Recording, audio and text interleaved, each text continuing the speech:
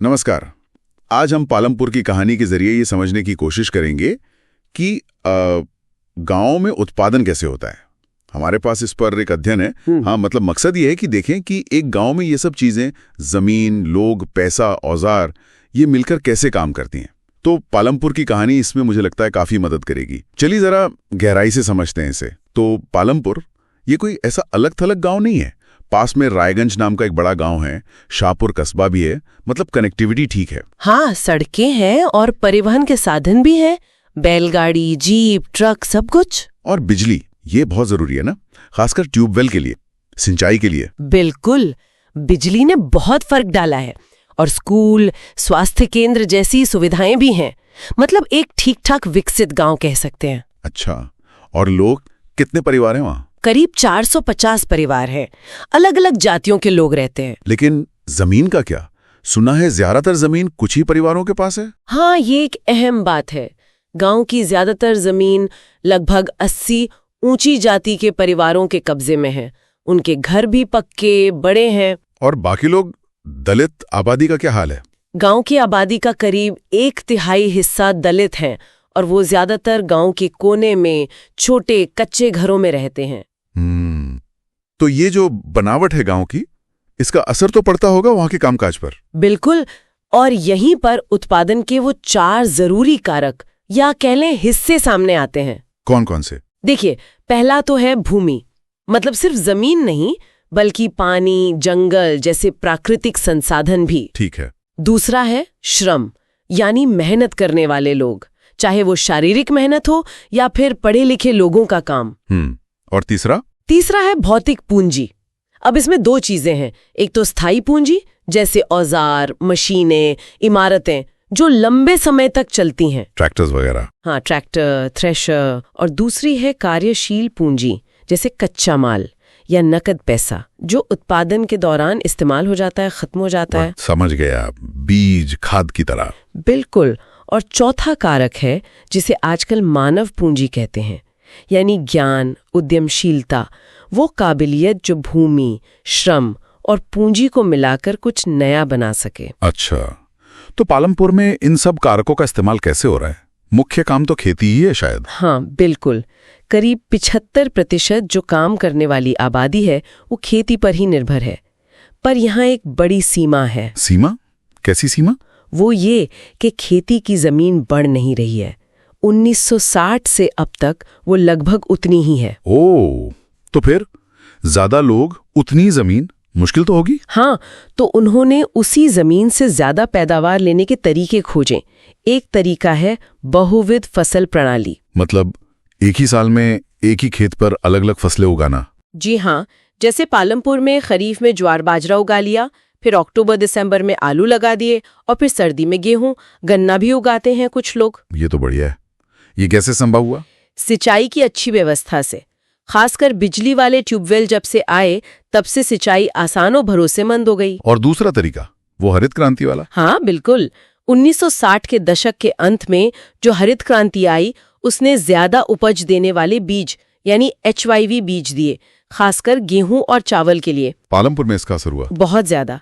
जहां पहले पारंपरिक बीजों से गेहूं की उपज लगभग 1300 किलो प्रति हेक्टेयर थी, वो HYV बीजों से बढ़कर 3200 किलो प्रति हेक्टेयर तक पहुंच गई। अरे वाह, ये तो दुगने से भी ज्यादा है। जी, पर इन आधुनिक तरीकों की अपनी दिक्कतें भी हैं। अच्छा, जैसे कि? देखिए, इन HYV बीजों को पानी बहुत ज्यादा चाहिए, रासायनिक खाद और कीटनाशक भी ज्यादा लगते हैं, और अक्सर ट्रैक्टर, थ्रेशर जैसी मशीनें भी चाहिए होती हैं। तो इसका मतलब लागत बढ़ गई। लागत भी बढ़ी और प्राकृतिक संसाधनों पर दबाव भी बहुत बढ़ा। जमीन की उर्वरता कम होने लगी क्योंकि रासायनिक खाद का इस्तेमाल बढ़ा, और ट्यूबवेल से पानी इतना खींचा गया कि भूजल स्तर नीचे चला गया। ओहो, तो ये एक तरह का मतलब फायदा हुआ, पर नुकसान भी साथ लाया। बिल्कुल, स्थिरता की चुनौती खड़ी हो गई। पंजाब जैसे राज्यों में ये समस्या काफी गंभीर है। और जमीन का जो बंटवारा है वो भी तो बराबर नहीं है, आपने शुरू में बताया था। हाँ, वो एक बड़ी समस्या है।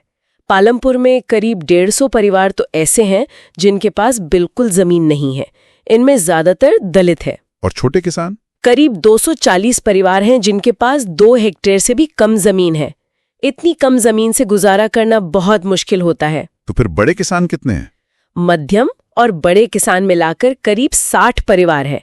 इनके पास 2 हेक्टेयर से ज्यादा जमीन है, कुछ के पास तो 10 हेक्टेयर या उससे भी ज्यादा है। तो ये असमानता साफ दिखती है। अब आते हैं श्रम पर। ये छोटे किसान तो शायद खुद ही खेती करते होंगे। हाँ बिल्कुल, छोटे किसान और उनके परिवार वाले मिलकर अपने खेत पर काम करते हैं। वो अपना श्रम खुद ही लगाते हैं। और बड़े किसान? जो मध्यम और बड़े किसान हैं, वो खेतीहर मजदूर रखते हैं। ये मजदूर या तो भूमिहीन परिवारों से होते हैं या फिर उन छोटे किसान परिवारों से जिनके पास बहुत कम जमीन है। तो मजदूरी मिलती होगी उन्हें? हाँ मिलती है, लेकिन यहाँ भी एक पेच है। सरकार ने न्यूनतम मजदूरी तय की हुई है। मार्च 2019 में ये करीब 300 रुपए रोज थी। ठीक है।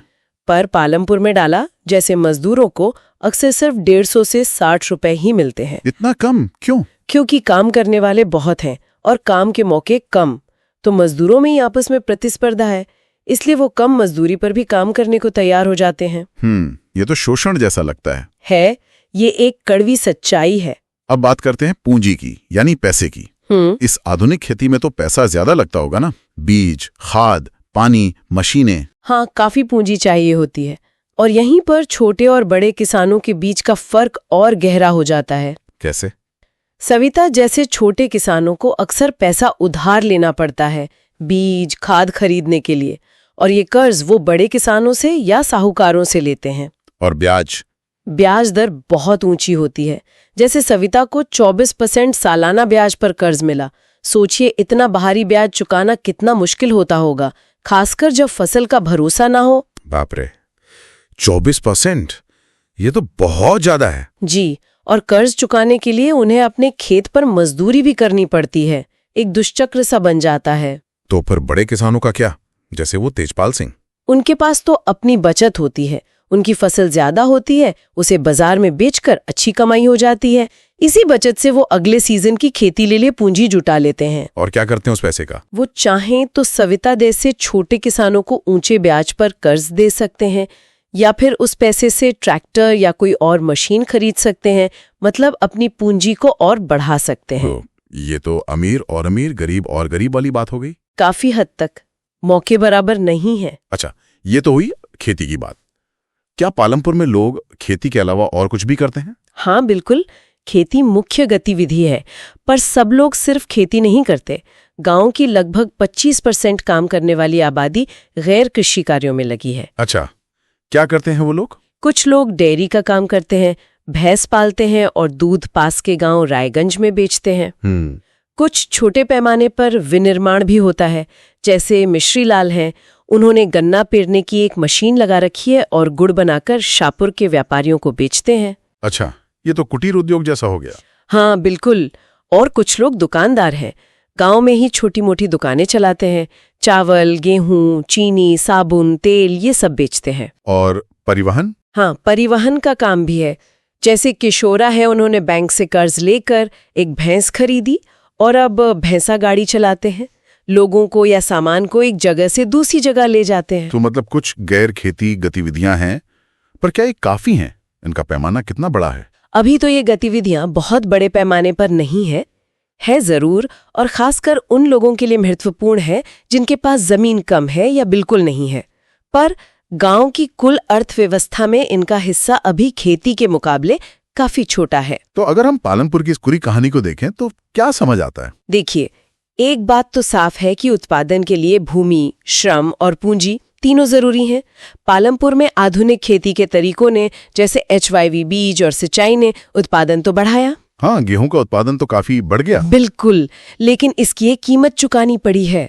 जमीन की उर्वरता कम हुई, पानी का स्तर नीचे गया, मतलब पर्यावरण पर असर पड़ा है। और असमानता भी बढ़ी है। जमीन का बंटवारा, मजदूरी, कर्ज तक पहुंच, सब में फर्क है। सही कहा। और गैर कृषि गतिविधियां हैं, पर वो अभी इतनी विकसित नहीं है कि खेती पर निर्भरता को बहुत कम कर सके। तो अंत में ये सवाल मन में आता है, पालमपुर जैसे गांव जहां जमीन तो सीमित है पर काम करने वाले लोग ज्यादा हैं, वहां खेती के अलावा दूसरे स्थायी रोजगार कैसे पैदा किए जाएं? बिल्कुल, यही सबसे बड़ा सवाल है, खासकर उन छोटे किसानों और मजदूरों के लिए जिनके पास पूंजी कम है और बाजार तक सीधी पहुंच भी शायद ना हो। कैसे उनके लिए बेहतर अवसर बनाए जा सकते हैं, ये एक विचारणीय प्रश्न है जिस पर हमें और आपको शायद सबको सोचने की जरूरत है।